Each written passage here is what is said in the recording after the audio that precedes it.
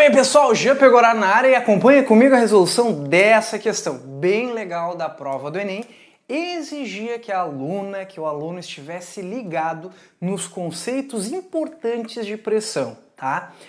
Considerando o procedimento anterior, a água volta a ferver porque o deslocamento ocorre o quê? Vamos lá. Sob pressão normal ao nível do mar, a água entra em ebulição a 100 graus Celsius. Tendo por base essa informação, um garoto reside numa cidade litorânea e faz a seguinte experiência.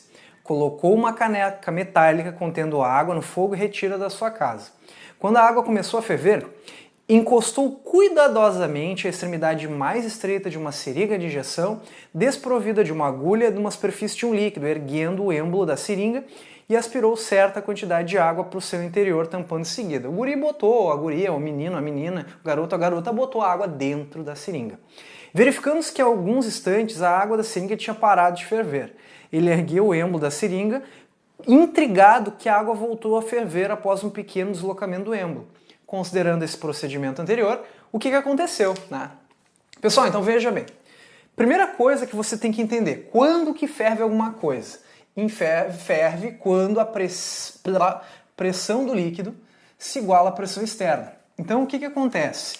Quando eu coloquei água ali dentro, ficou um pouquinho de ar, digamos assim, e esse ar, se ele ficou igual à pressão do líquido, começou a ferver, obviamente, teve trocas de calor e parou de ferver, tá?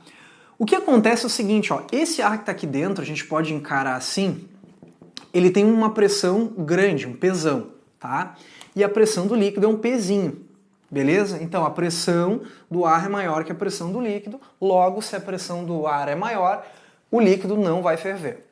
Quando o guri puxa, essa pressão que era pesão vira pezinho, de tal maneira que a pressão tem um momento nesse conceito aí da questão que ela se igualou à pressão do líquido e aí por isso voltou a ferver.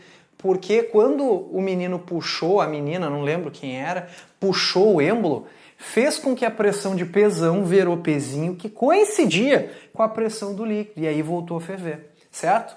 Então vamos lá, alternativa A, permite a entrada de calor do ambiente? Não. Letra B, provoca por atrito um aquecimento? Não. Letra C, produz um aumento de volume que aumenta o ponto de ebulição da água? Não. Letra D, proporciona uma queda de pressão no interior da seringa e diminui o ponto de ebulição da água.